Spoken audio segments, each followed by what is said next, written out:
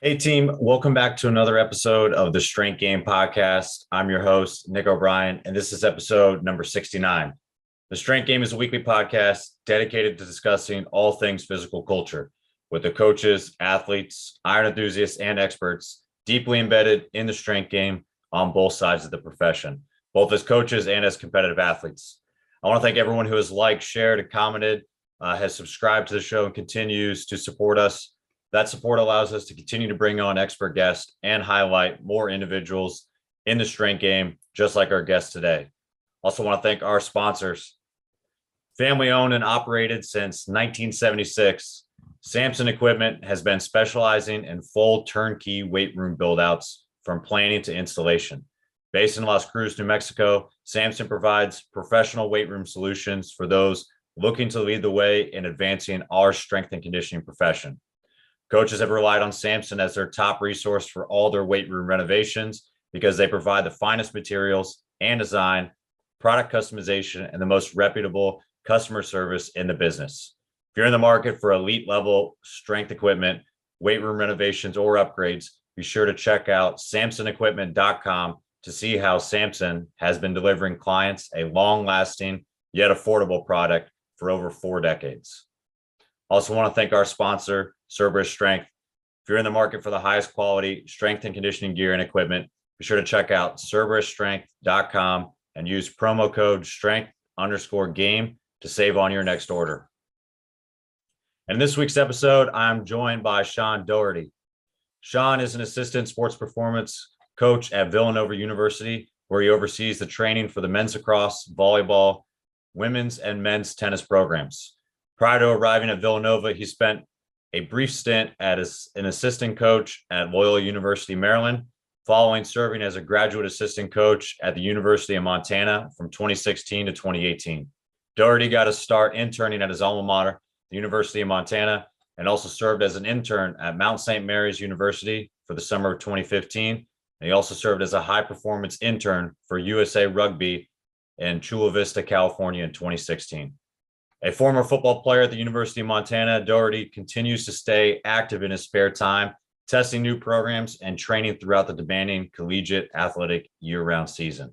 I'm excited to have him on the show today. So with all that said, let's get in the game with Coach Sean Doherty.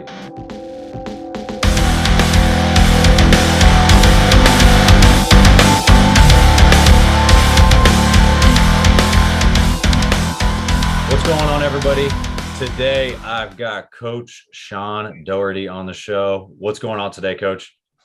Nothing. Just finishing up the day. Glad to be on here. Thanks, Nick. Yeah, of course, man. It's we were chatting it up a little bit more before we actually got going. We've kind of intersected paths like from time to time between our career. Know a lot of people, so I'm excited to get you on today. So with that said, like let's hop right into it. How did you kind of first get your foot in the door in the strength game, and what kind of sports did you play growing up, leading to what you're currently doing in your own training? Yeah, so how I kind of got into the strength game is I was a walk-on athlete at the University of Montana, and the second semester of spring ball, kind of realized it wasn't for me, and I kind of took the rest of that semester off, and then I reached out and ended up interning with Olympic sports and football at Montana, and kind of just realized I love the training aspect of the sport almost more than the sport. So that's kind of how I got into it. Growing up, I played football, basketball, and baseball. And I dabbled in track a little bit in high school and even wrestling, but I was kind of late and I was kind of technically and tactically behind. So I just kind of stuck with basketball because I enjoyed it more. No, that's cool. So when you originally went to Montana, was that what you kind of sought out to be? Because obviously, like playing football, you transitioned over and started getting your foot in the door, like with the strength conditioning side. But did you have like an inclination? Maybe you want to be a personal trainer, or you wanted to be like an athletic trainer or something, kind of in that health science field, or was that all kind of changed when you started interning? Yeah, so I actually I tore my ACL as a freshman in high school, and I kind of fell in love with that kind of recovery process, the return to play. I thought I wanted to be a PT, but then realized kind of what it entailed and the population it was working with wouldn't be with athletes, which I wanted to work with. So then I actually ended up researching a bunch, like as I was training to get back, and I found Joe DeFranco, and then I kind of really dived into his stuff. And then as I became a sophomore, I actually went and trained with him, got exposed to his gym, and I was like, this is what I want to do. Like if it's owning my own facility or being in some kind of college or pro setting, like this is what I want to do. That's kind of how I got really into the coaching atmosphere. I just didn't know how to break through. And then as I transitioned out of being an athlete at Montana, I realized this would be the best thing, just be part of a D1 program in another sense, not competing, but developing the athletes. No, that's kind of a hell of an intro, especially if you're thinking training high level athletes or even just the private sector, getting an opportunity to kind of train with DeFranco and then kind of take that back to like where you were already going from undergrad and see how it applies in like the college setting. Cause it definitely is different when you're thinking about training high level athletes in kind of an individual small group setting versus you got like the entire Montana football team in there, or you have Olympic sports that maybe you don't understand like their training aspect and everything. So from there, I know you did a lot of like other internships and you worked with a lot of different programs. What kind of solidified that you wanted to stay in the college realm? Because you said like the private sector and maybe opening a gym was kind of something that was curious to you. Obviously, like there's plenty of time left in your career to do those sort of things, but what kind of drew you more to the college sector, or was it like a sport, or is it just kind of the age group or anything like that? I think it's definitely what drew me to is the team atmosphere. And I'm not like the best like marketer and like salesman to be a private facility owner in my sense. Like I like the college setting because like I know I have this group of athletes, I have this sport coach, and I have this administrator that basically I'm creating a global load for and trying to manage this group. And I don't have to worry about going out and getting new people. It's like they're always going to try to get the best people for me to develop or work with. So in that sense, it makes it easier on me where I can just focus on the sports performance side and the relationship building rather than having to go out and try to run this facility. And maybe the training lacks because of that. But now it's like, I want to be the best coach I can be without having to deal with the business end of things. Yeah, that's kind of the one catch 22 that anybody thinks about when they want to open a gym. Like I know some people sit on the side of the fence of, well, like what's the best teacher? Like failure. So just opening a gym and everything and figuring out that business side of it, just trial by fire. Yeah. But I also don't want to go to jail for embezzlement or like have no money to do anything else and have to move my house into that gym to survive. So I mean, I think most coaches toy with the idea of opening their own gym and kind of see it as a profitable way when you have some experience, but not knowing the business side of it, this is like kind of the perfect time to like do your own research and like pick people like DeFranco's mind a little bit or see how they kind of went through some success and went through some failures and like trials and tribulation before you get the opportunity to kind of like go out on your own and open something and brand something on your own. Yeah, definitely. Hey, so what going from like obviously you did a lot of different like internships and you got a lot of experience in different places along the way, like even like USA Rugby 7 and like working with them, which I know is a pretty cool time and it's a different sport than most people kind of got to undergo. What was kind of one of the biggest challenges that you really had to undergo transitioning to like now like in Villanova, like you've been there since 2018, which is like your first true full-time spot. What were some of maybe like the lesser known changes that you really had to adapt to and learn on the fly as you got this new position? I got a new position. Working with the sevens rugby is awesome because that was my first time being just one sport and like understanding the global load of everything that was going on. Because we were running field sessions in the morning, lift, and we were at practice doing stuff pre and post. So being at the meal, like the nutrition center and things like that with the athletes, it was just crazy to see how many moving parts there is to that high performance model. So and then transitioning that into here. So that's ultimately what we're trying to bring to Villanova is a high performance model. And we're not there we have our flaws, but just understanding like we can only control what we can control, and we need to educate our admin as much as possible to get the resources we need. But that's the biggest thing is like, all right, we want a perfect world. We want to make sure we're feeding our kids. We have a training table and things like that, but we're just not there yet. So I think that's the biggest like learning curve is you want all these things to perform at the high level, but there's just times where you're probably never going to get that. Yeah, I think everybody realizes, especially in the college or like even the professional side is different because everybody is really tailored to one sport, and the success of that, obviously like soccer and some other places have kind of an academy system that works their way up, but NBA has like their feeder system, like hockey has the AHL that they kind of pull people from. So there is like a system in place where more people get to come up to the first team or like the professional ranks. So everybody is focused solely on the development of one team, like in an organization. But yeah, you're right. Like, I think we all know that that's the goal for college, but there's a lot of things that are outside of strength coaches' control in those aspects, like to actually make the high performance model. What have you seen as like some success, like steps or like smaller things that you guys have started to implement that kind of puts you closer to what you ultimately like see as like Villanova or like your team specifically is like better version of a high performance model or like a realistic version of what you guys can control now? So what we control now, biggest things we made in the last couple of years, even before COVID, is we do a lot of stuff. We're basically at every practice for like our main teams. Like we're running warm-ups every day, and then we try to basically run like a high-low model where we're doing some kind of speed work. We basically educate our coach to budget whatever it is, 20 to 25 minutes so we can touch some kind of ACL dominant or max speed dominant stuff, jumps, sprints as a warm-up for practice. But then we can take out different things in the training session post practice or throughout the day. So there's so many things going on that we can basically just cut out the junk stuff that you don't need. And that's kind of where I think we're going is we find out what are the big things that we need. We're getting that exposure.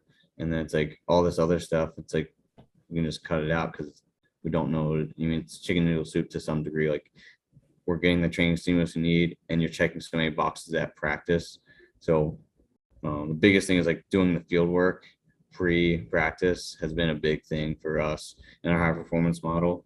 And we just got a little up to our budget on nutrition stuff. So we're trying to get that going as well. It's just our facility's weird because it's hard to flow people in and out. So we have two nutrition rooms, or one's a football, one's Olympic, but we made it basically one. And then there's a storage for basically use the other one just for storage. So we're trying to figure out what's the best way to operate that and get the most choices we can for kids to get some kind of fueling throughout the day, pre or post lift, pre-post practice. Nice. No, I like that. I think that's a good way to kind of start. Obviously, like as much as it is easy to say, well, just go out to practice and everything, I think a good way, even a better way to do that is not just go to practice, but kind of have conversations with the coaches and kind of educate them and try to kind of root yourself into what their sport is, because that makes it a little bit easier for you to start to implement the things that you see as important. And especially if you're on the field with them during that time, then you show that importance ties back into their sport. So then they feel a little bit more comfortable to give you up some of that time. Has there been like any pushback or anything like difficult in terms of like trying to squeeze out that time? Because obviously we know like per NCAA rules, coaches are kind of fickle oftentimes about their time, especially as it pertains to practice, or if it's kind of crossing over the bounds of like sports performance side versus like this is dull practice time. But I feel like the best way to do it is to blend the two together without obviously like overdoing it, because you have multiple teams. Most people have multiple teams in this model. Has there been any pushback in trying to get some of that, or any like issue just kind of with time commitment on your part? I think the biggest pushback is when they're in like their 8-hour period. So like when they're in their technically off season and they still want to do some kind of sport, technical, tactical practice or skill development. And we're trying to train as much as we can to get them to build up some residuals and things like that and accumulate volume. They'll have some pushback, but actually our coaches are pretty good, which kind of just giving us autonomy with what we want to do. It's just we have to do a good job of like educating, like, hey, we're gonna give you a little bit of what you want. That way we can do some of the stuff that they need that we know they're not getting in your skill sessions or in your practices. That we're continuing to develop these kids and get them ready for basically their season. It's mainly like the spring sports that are in the fall, and the fall sports in the spring. They're trying to practice too much when they're actually in their off season, so they might have some kind of pushback. But in season, we don't really have to because we have so much time to use with the 20 hours. It seems, at least for me with men's lax, we never use like the full practice time. We practice a little bit shorter, so they give me a little bit longer time to kind of really get the guys warmed up in the winter. You don't have to worry about the cold weather like we do. Yeah, it's kind of nice the warm weather. I mean, the humidity is still something that I'm definitely getting used to, but I like snow, but I can definitely do without plowing my street and defrosting my truck before actually going to head to work. So, I mean, I'm kind of blessed in that way, so I'll take it.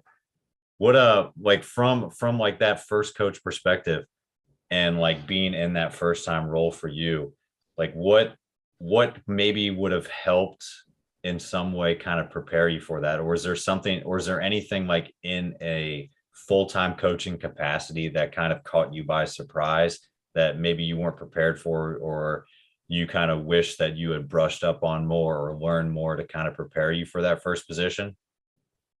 I think what prepared me for if I knew basically nothing goes according to plan when you're trying to you manage all the sports and everything that's going on. People running late, they're cutting this, cutting that. So it's understanding that my plan isn't going to go according to plan. Basically, everything I plan, I have to cut out. If I known that as a younger coach, because I thought everything needed to be like, I need to do this, need to do that, I need to get through all my blocks, all the tiers of what we're doing. And now since COVID, it's like, all right, we've done we had pretty good results through COVID, and we did like half as much of what I'd want to do or normally usually do. So I think less is more. If I would have known that going in as a full time, it would have kind of maybe be less stressed out and flustered about all the changes that go on day to day. Yeah, that's it's definitely one thing I think everybody, I mean, even after your first year, you still kind of deal with, because you feel pretty confident in what your decision is, and like you've done your due diligence about what you want to implement with a team. But at the end of the day, like they're playing their sport. We're kind of support staff, so it's always going to fall back on what the head coach wants to implement, and it's kind of where the art comes into it, like versus the science, like being able to express whatever your opinion is and what your train of thought is to the coaches, and see how it integrates with the rest of like their plan too, because Yeah. they're going to be the ultimate deciders of what gets put in the program, or who is part of that program, or where time is allocated. So you really have to be a great communicator to actually get across your point to them in order to even get anything implemented.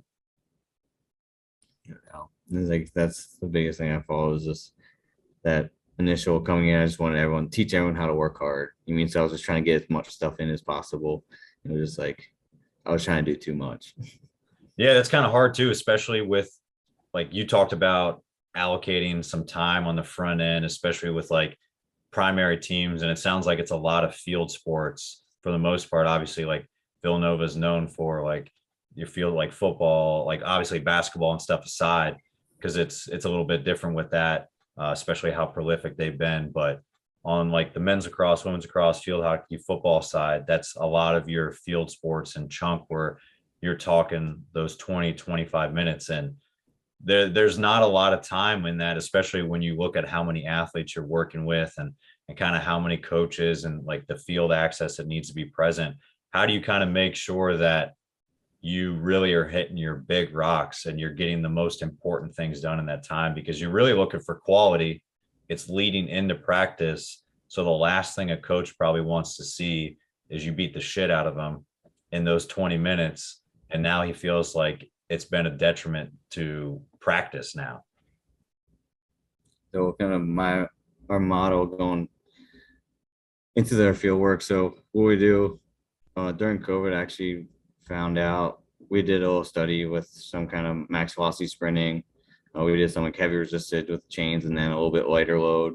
And we basically kind of like took Derek Hanson's like microdosing model work. We did like 2 to 3 sprints 3 times a week on our basically our high days, our speed days, and like different modalities. But we found 2 to 3 sprints 3 times a week made everyone faster. I mean, with you, and you got to think in like there's so many other things we're doing, like the different strength work, the practice load. Like it's hard to say what like got the results, but everyone got faster besides like 1 or 2 people, and we only did 3 sprints 3 times a week. So basically, our in-season model is we do like 2 to 3 A cells, like a 10-minute warm up, hit some jumps, broad jumps, maybe some med ball throws. We'll switch up the variation, and then we'll hit 2 to 3 like 15, 20-yard A cells with 2 to 3 minutes rest, and then that's 25 minutes. The guys are pretty fresh and then ready for practice. I mean, even with volleyball, I sprint them too.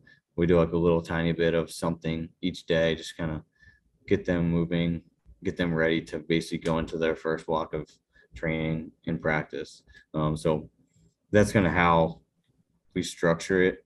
I mean, if we know they're going to have like a lighter practice, we can ask for maybe a little bit longer. We can warm up longer and give them a little bit more rest. But I mean, it seems to do the trick. You'll know when the guys are super fatigued or if they're feeling good, you can give them an extra rep. But that's kind of how we found out 2 to 3 kind of gets the job done. No, I think that's awesome. That's a great approach to it too, because you're hitting it pretty often. Like we probably know, like as much as stuff changes, if you plan on like, hey, Tuesday is going to be our like linear speed day and Thursday is going to be our change of direction, like primary day, and we're going to spend 45 minutes on it, an hour. If you miss one of those days, like you're not going to see that stimulus specifically or whatever that coaching element that you're doing that day, you're not going to see it for another week. So you miss out on that time. But if you're constantly doing it in small little doses all the time, then like you said, you can manage fatigue and take some reps off if you need to, or you can add if it's like a really day and they're burning hot, and you can kind of take advantage of it. And it's kind of great to put that on the front end too, because I think that shows that how important it is, and it ties into the sport if you're doing it in the beginning. And I think the players probably appreciate it too when they're not dog tired and you're like treating the stimulus the right way, like full rest and really planning that stuff accordingly. Because if you're not organized and you don't have that like it built into the schedule and built in with the coaching staff, then it kind of seems like a waste of time, and it seems like we're just doing it to literally check boxes. Yeah. Yeah. I mean, that's the thing is like educated the coaches when I got here is like, this is something that I think we can easily implement that a lot of high level programs aren't really doing. And it can help us basically mitigate injuries, keep guys healthy, and say if the structure of practice, we don't touch any high speed, but we at least touched it at the beginning, at the end of our warm up, at least we're getting that exposure once or twice a week. As the like going throughout, like basically you're going into what, your 4th year now. Mm-hmm.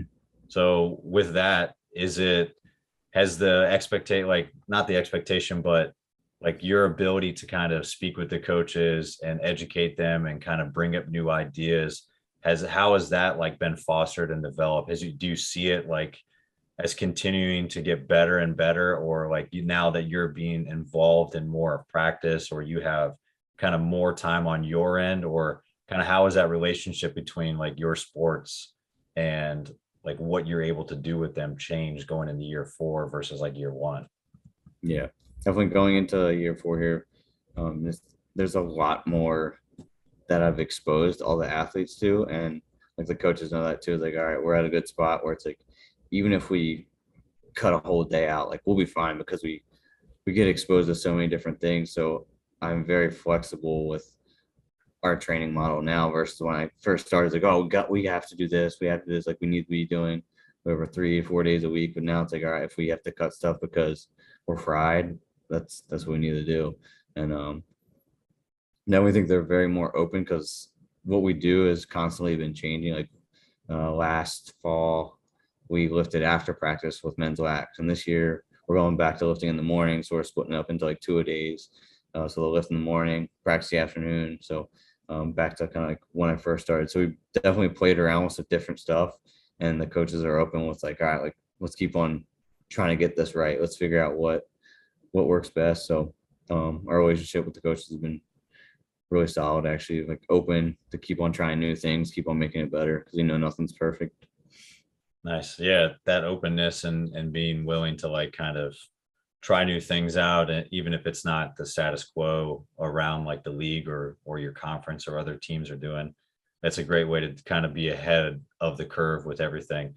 You kind of talked about it a little bit, like with what you guys were doing with COVID, with all your sprint work and trying all that stuff out, and a lot of programming.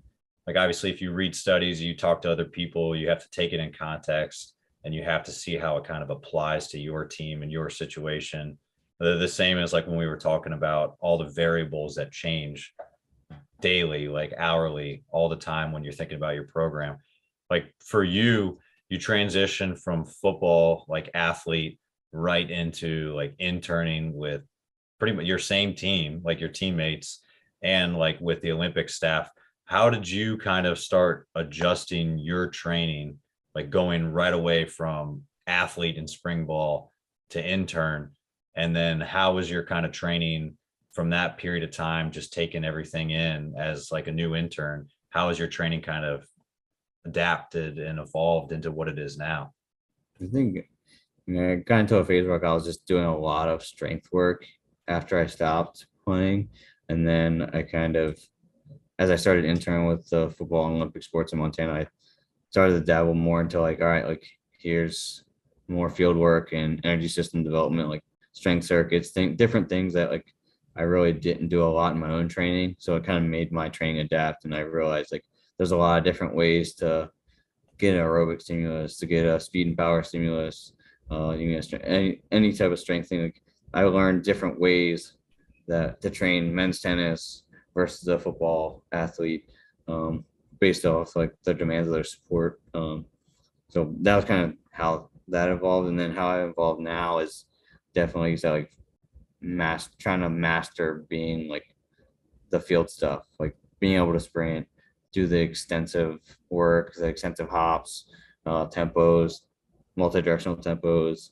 I mean, all the different med ball throws and things like that. I've like stole from James Smith and Charlie Francis mainly, and just really try to like integrate that into an everyday thing for my athletes. That way it's like, all right, you guys know, like if we don't have access to the weight room today or whatever, we know that we can get the stimulus we need with a med ball in our body.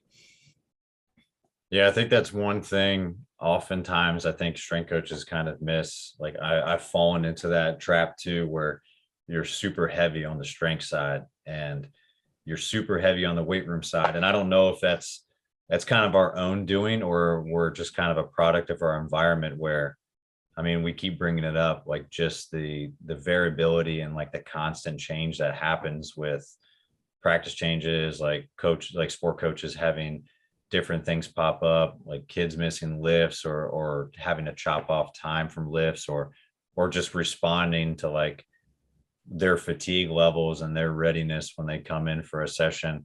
I think I've fallen victim to it, where the only thing I can feel like I really can control is what happens in the weight room. And that's the one thing that I can really like hold tight and keep close to my chest. And I feel like, I mean, obviously like competing in strength sports, like you value the weight room. I don't have to fucking run like I did when I was playing lacrosse or soccer anymore. So why would I run?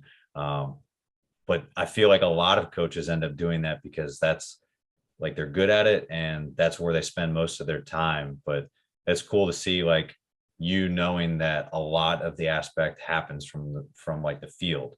So educating yourself and trying all those things, like strapping the chains to you in different weights and everything, to see how you can actually directly apply that stimulus, I think is huge. Is there anything else that you guys are currently trying right now or looking to implement on like the field side of it, and maybe like speed, change of direction work that you feel like kind of ties in to all the field sports you guys are working with? Well, our main thing, we always try to hit some kind of ACell dominant stuff, so some kind of heavy resisted sled or heavy chain. So we have a setup with a bunch of like the Spud Inc. Straps with a bunch of chains. So we'll kind of use that because it's easier to kind of get a big group going versus sprinting with like the sleds and trying to transition in and out of them and load them, things like that. So that's what we use for basically our resisted running and our max velocity sprinting. We'll go like lighter 3, 2, or 1 chain and then body weight. Basically what the chain does, it allows you, and we use like a waist belt rather than like a shoulder harness. That way it keeps, you can try to get that upright posture, right? And it slows you down. So it's less stressful on the hamstring, I would say, but you're still mimicking that same posture. So I feel like it's slowing you down because of the resistance, but you're still hitting high forces in that posture. So it translates to when you take off the resistance, you're in that same exact posture. And now you accumulate basically the load from going heavy to you're working down that force velocity curve. That way you can expose them to high speed sprinting in a safe way. You don't have any like hamstring tweaks or hip flexor tweaks. And then we'll have a change of direction day where it might be anything from like reactive stuff, curved runs, short to long curved runs, and different kind of the like change direction matrix, like the 0 to 360-degree like cuts. So that's kind of something we've really been playing around with this summer with football is stealing Newsma's from Elon.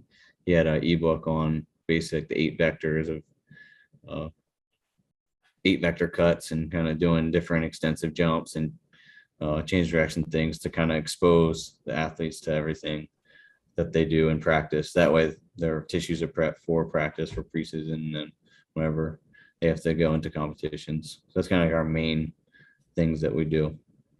Yeah, I like all that stuff because it's pretty detail oriented how it's set up. You definitely have to be pretty deliberate in how you incorporate and add all those different things into like your field program and your change of direction and all your mechanic work.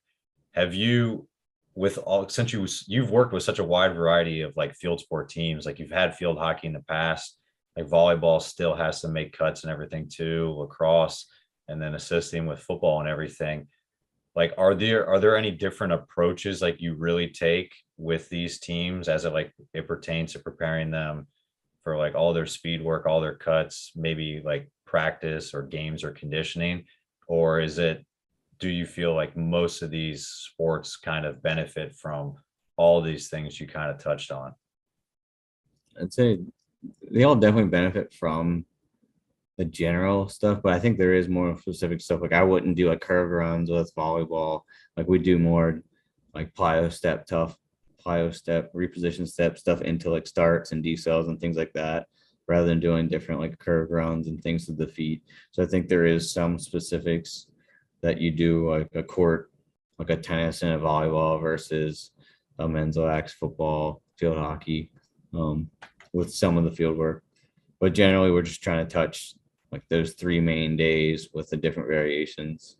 And then you kind of have those little tweaks and changes for the specific sports.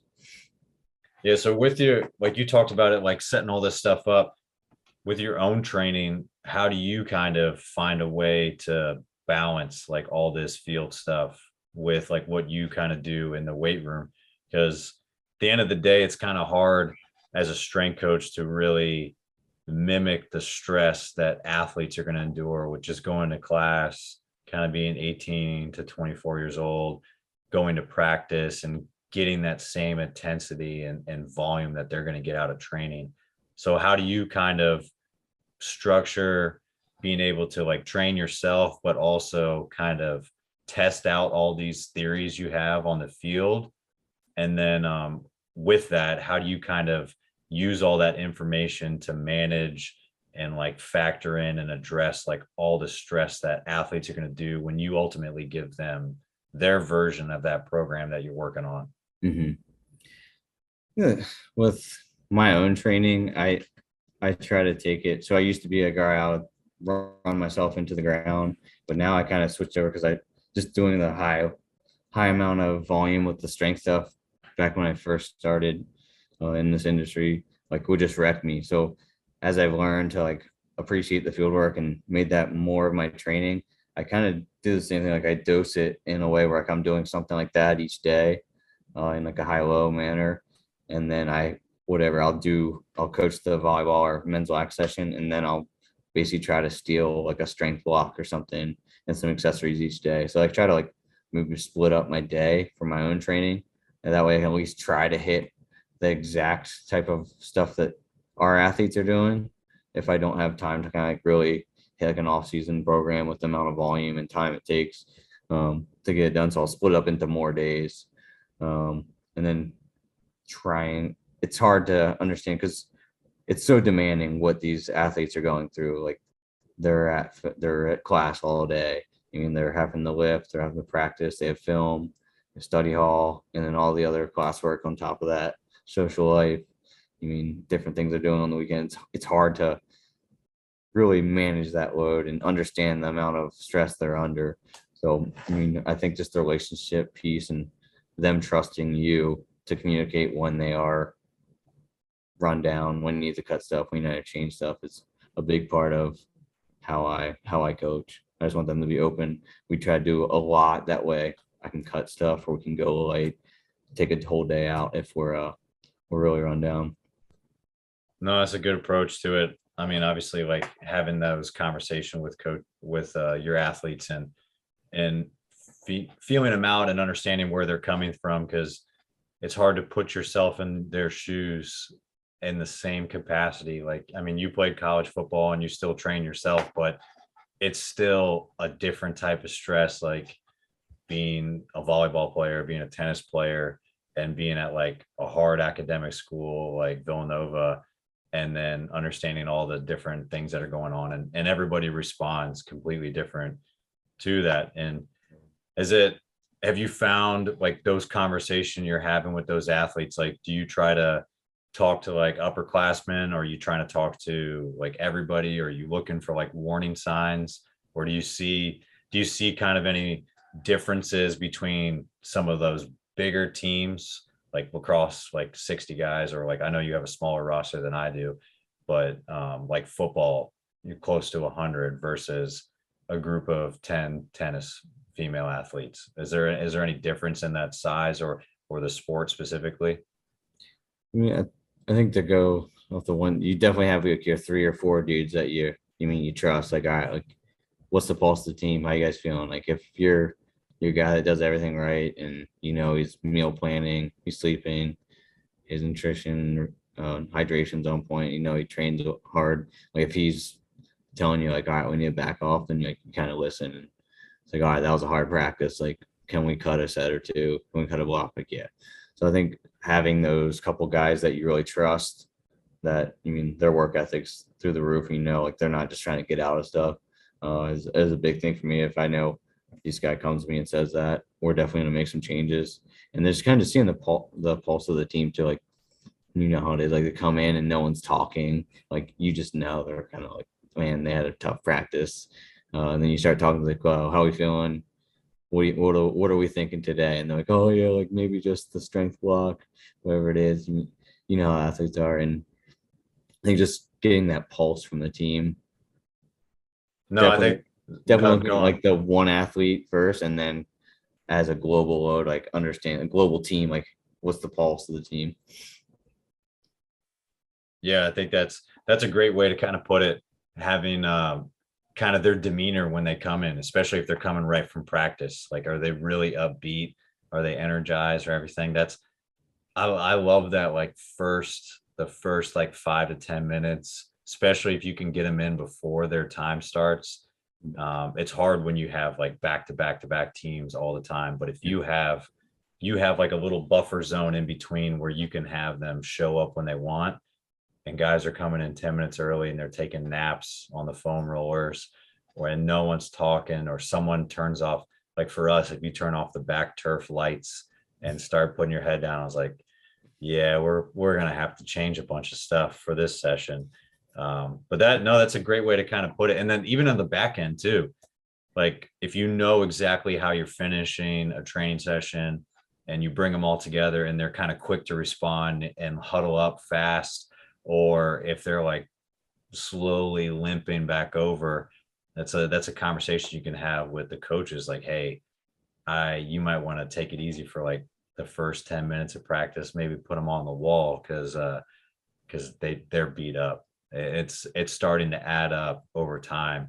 And noticing those trends and finding those players that you really can kind of latch onto and have an open conversation with is awesome, because I think you develop a deeper relationship for them and they have more of an appreciation for what you're trying to do with the program. If you actually like take their honest opinion into heart and you make changes, or even if you don't make a change, if you just address the team and you understand that, like, hey, we had a conversation, but we got to get this done, or hey, we had a conversation and based off your feedback, we're going to make these changes. I think that goes a long way, especially with the player that you're talking to, but it goes a long way with the rest of the team that understands that, like, you're not here to just kill them. Yeah.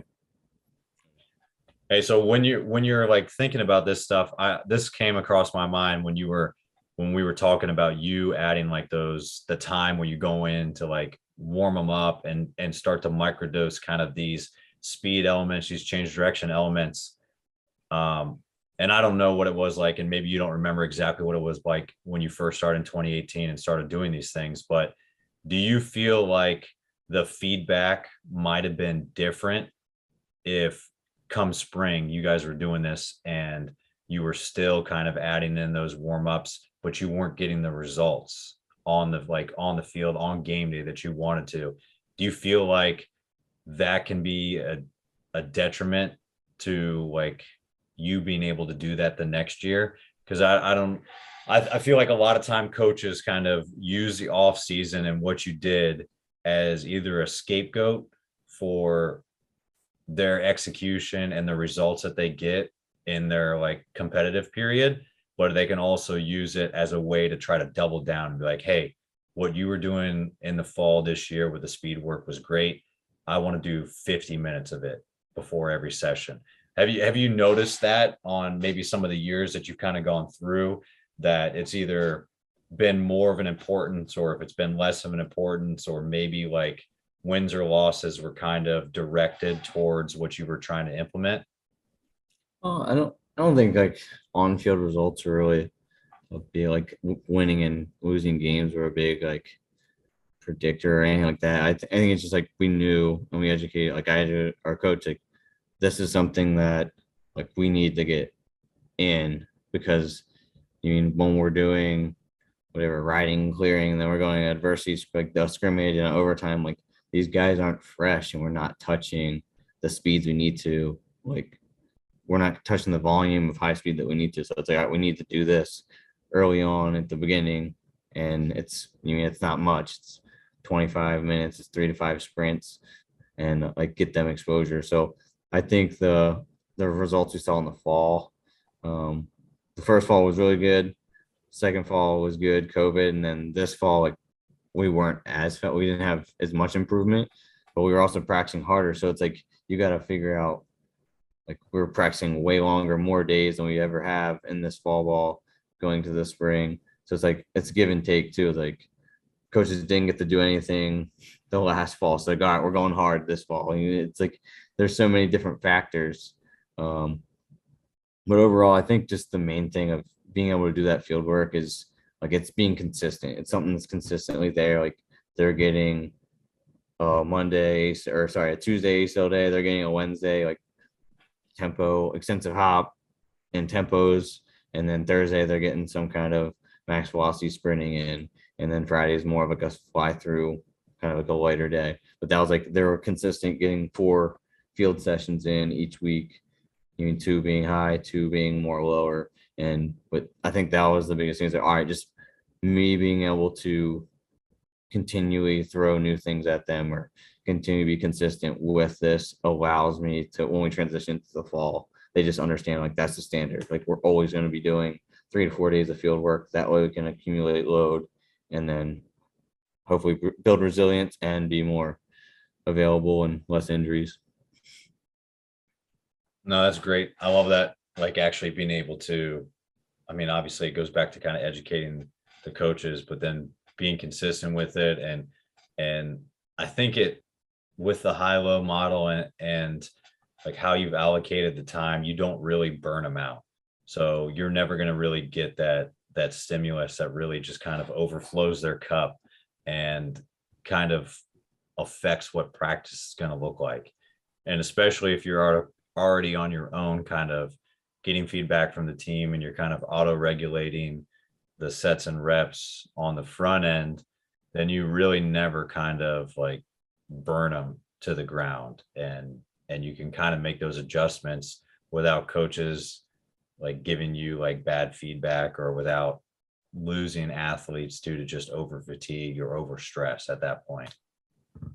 And even with how I'm actually super cautious with the volume. Like I'll go like higher intensities, but I'm very cautious with our lower body volume. Like I like to hit a lot like triples, doubles, singles on like our main lower body stuff, and even like lower reps, tagging some tempos on like accessory stuff like split squats. I'd rather do like 3 or 4 reps of like a 2 or 3 second eccentric than do like a higher volume to accumulate fatigue. So I kind of err on the side of caution with a lot of our volume and things like that in season, just to make sure that we aren't being fatigued and we're trying to feel as fresh as possible.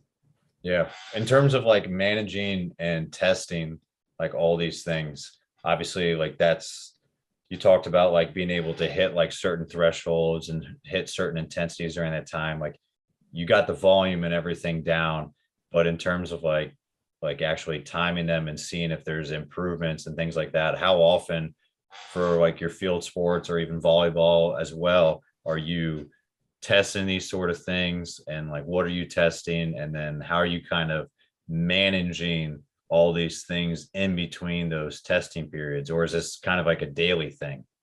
So like the flying sprints and the 10-yard ASOLs are usually like every 6 weeks, and we don't really test in season. I don't test in season with lax just because of the weather. Early on, like the risk reward. So we basically just kind of subjectively sprint as fast as we can. Like as you know, like one day it might be way slower because they're dead versus when they're feeling really good and they're giving 90 plus effort, 90% effort. But with that, like in season, I don't test them. I just do it in the off season just because the risk reward factor.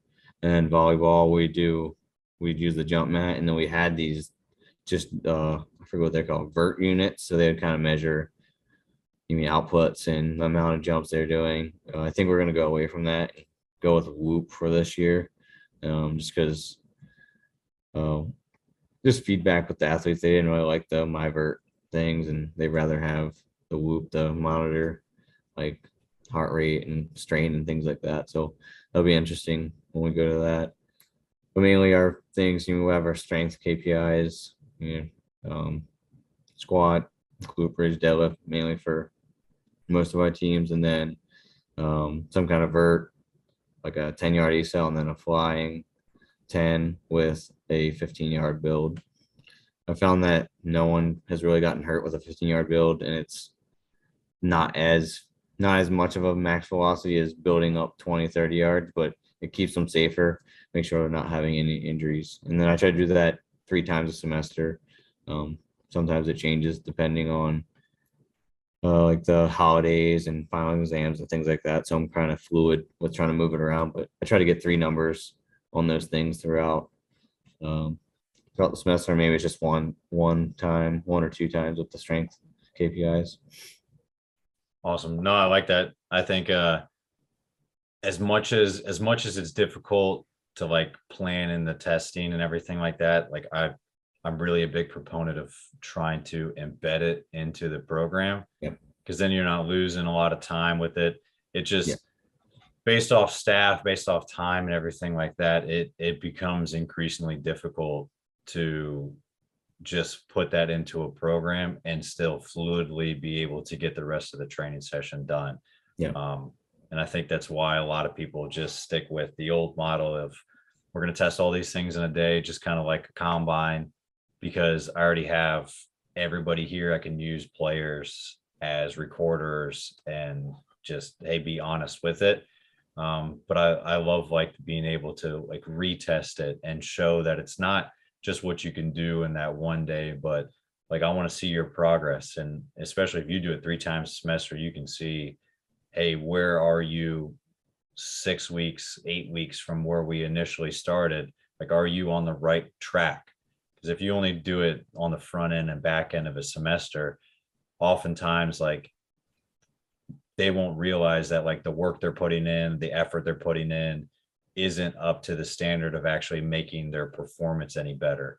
And having that like midway point is super nice, because then you can veer them back in the right direction if they got misdirected, or you can continue to like encourage them that like you're doing the right thing, just keep doing this more and more.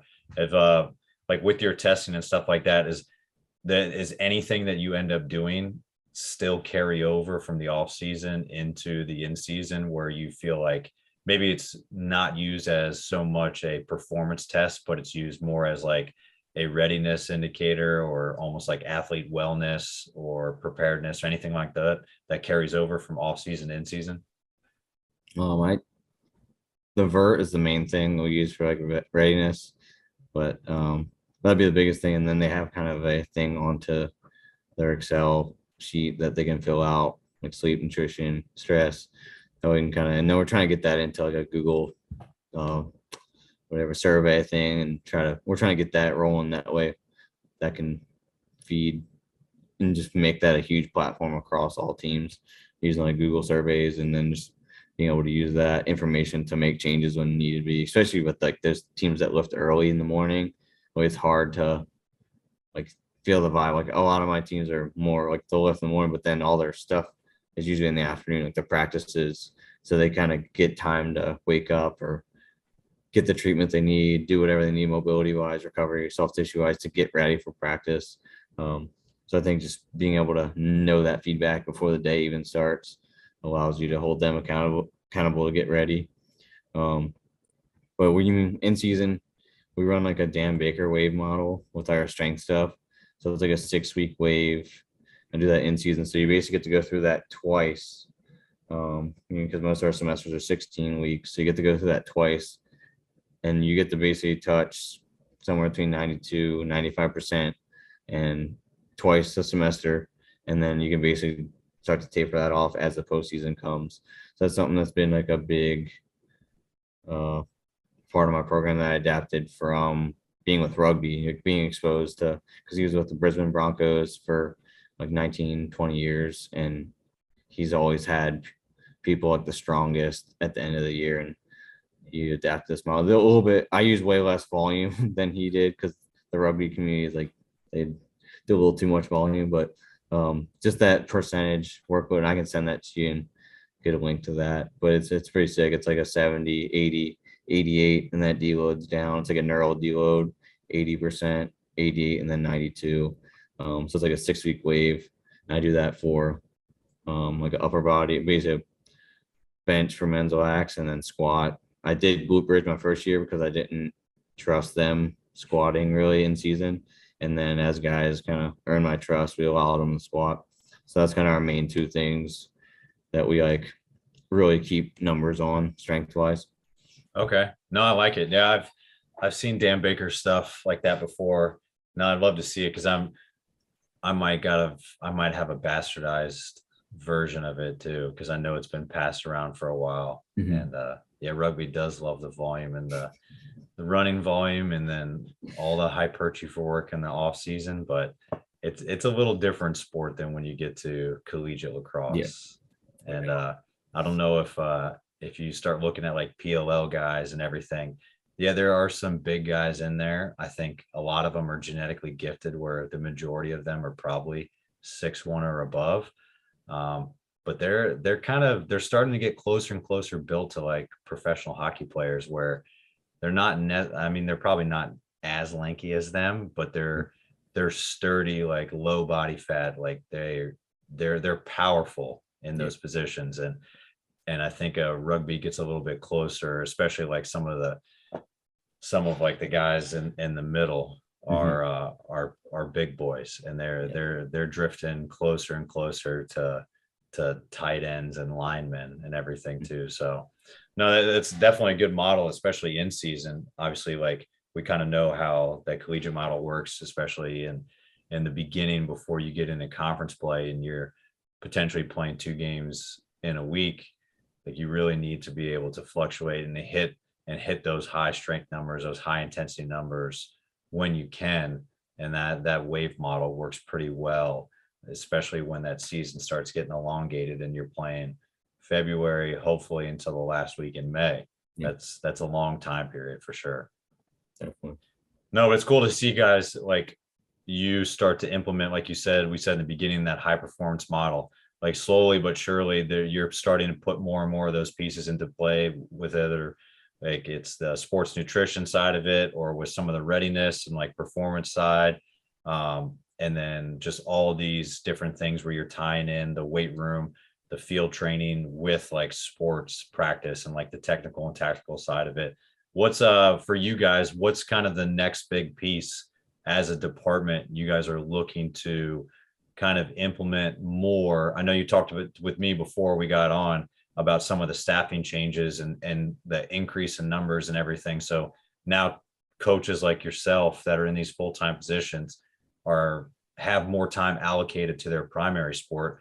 But what are you guys looking to do more so with your department to kind of take the next step in this high performance model at Villanova? So looking at our model right now, we're going to have 7 full-time coaches and then 2 part-time. And we're looking to have basically some kind of like fall sport and a spring sport for all the assistants. And then you are at everything. Like you're you're always at every practice. You're running as much kind of like the strength stuff that you're giving everything they need to your 2 main sports. And then you might have 1 or 2 other sports that kind of are like a men's tennis or a women's tennis that's kind of playing a lot of midweek things, and kind of they check a lot of boxes with their actual just sport practice. So like they need a little bit less maybe, but it allows us to travel on the road with our fall team. And then spring comes around, you can travel and be on the road and be at the things you need to with your spring team. Like, you can't be at every single road trip, but like just having that presence, that's what we want to be able to give. The presence that we are around, we're there for them. That way we can just be the best support staff, global load manager that we can be.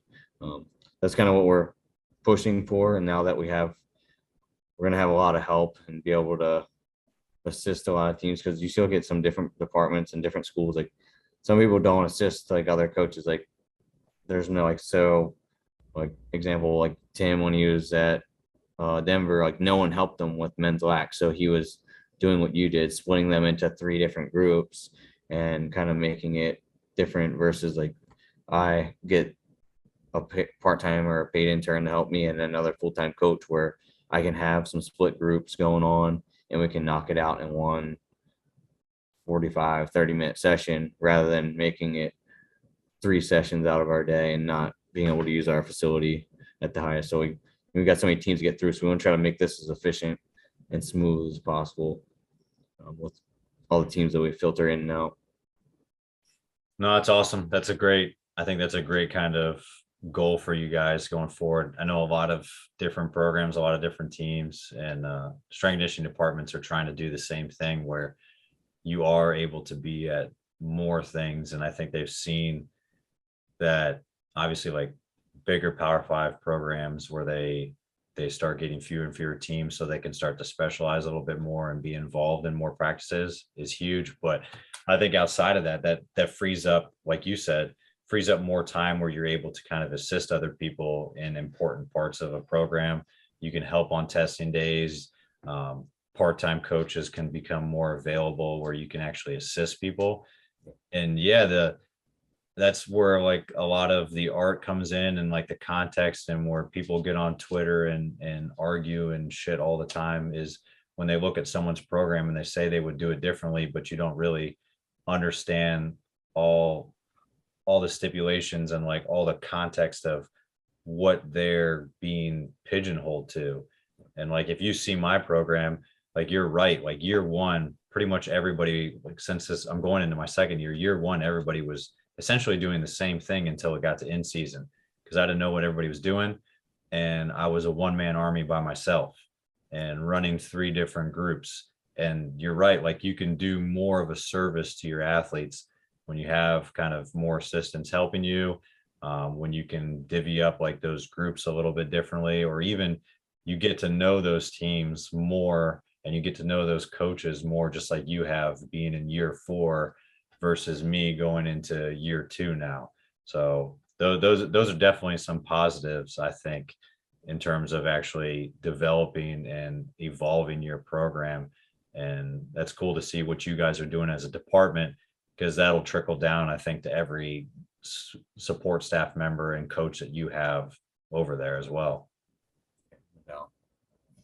Hey, so when you're looking at like adding different resources, or you're kind of like you talked about a lot of the different models and stuff that you've been using yourself, where do you kind of go for like research, or like what kind of resources do you recommend people use, or are there like specific coaches that you kind of lean on or follow, when it comes to either adding different like programming or different ideas to what you want to create, or stuff that you're specifically like interested in?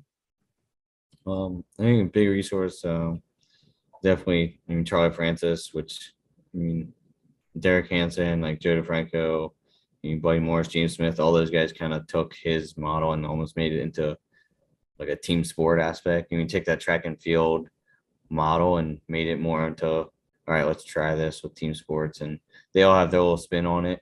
But that's like a big part of where I think I've learned a lot the last 4 years, is just understanding that vertical integration, trying to train everything within the week. You mean, try to get all your stimuluses in with your week, and then monitor the load, train up and down the force velocity curve. I mean, Joe DeFranco is a big like person that I've always admired. Eric Cressy, I mean, Joe Cannon. I have run a kind of a bastardized tier system, with running the vertical integration, and then like Strength Coach Network, all the guys on there. That's a great resource for young coaches that kind of just get them thinking the right way and think outside the box to be able to reverse engineer sport, understand demands, and like kind of work backwards. I think that's a big thing that not all coaches are able to do. But when you're in our setting and you have to deal with multiple teams and sport coaches and break the actual sport down, I think that's a big piece of our job, is understanding that and be able to think in a big picture. No, that's great. Those are some good resources for anybody, whether they're first starting out or going down in a like decade 2 or 3 in their career. Awesome, man. Hey, so like any good training session, we end the show with a good finisher. So I got 4 quarters, 4 questions, and overtime for you. So you can go rapid fire, or you could take your time on each one, but you ready? All right, sounds good. All right, first one I got for you. Biggest influence in strength and conditioning, and favorite athlete growing up? Yeah, I definitely have to go Joe DeFranco. I mean, went there as a sophomore, and he taught me how to box squat, and then went back there the next year. Like, went there every summer as a high school athlete, so he's a big influence on me and kind of why I wanted to be in this field. Athlete, I'm a big Ravens fan, so I'd have to say, I mean, Ed Reed. Growing up, I loved Ed Reed. All right, all right. Hey, so when you're not coaching and training and you're outside the weight room, what are some of your go-to hobbies? Definitely, I enjoy playing music. I play the drums, and my brother and my family, they're big into playing like Eagles, Beatles, Stones, and stuff like that. So that's a big hobby. We get together every once in a while, a couple times a year, to play and jam some music. definitely big. Me and my wife love breweries and going out to eat. And we're big. We love sushi, so uh, I love my plain tuna avocado and salmon avocado rolls. But we love getting sushi. What's your opinion on a Philadelphia roll? Hmm. I'm not a big cream cheese guy. All right, good. That's what I wanted to hear. Hey, so if you weren't coaching in strength conditioning, what do you think you would be doing as a profession instead? Hmm. Nah, I would say maybe being a sport coach. I mean, if I could go over and do it again, I'd probably be a sport coach, knowing that I'd have more impact on results. And I mean, you can still understand the concepts that we understand. It just, you need to, I guess, be able to seek out the people to understand the things you need to be a good head coach. But maybe a sport coach. That way I could have a little more impact on results. All right. Hey, if you're setting up like an ideal training session for yourself, what is your like training music or PR song? And what is hands down the best post-training meal for you? Song I have to go to would go to is DMX. What's my name? Um, I think Mike Tyson came out to it one time. I was like, that's pretty badass. So that's kind of been I love DMX to train to and post workout. Say honestly, some tuna avocado and salmon avocado rolls. Honestly, some kind of sushi. All right.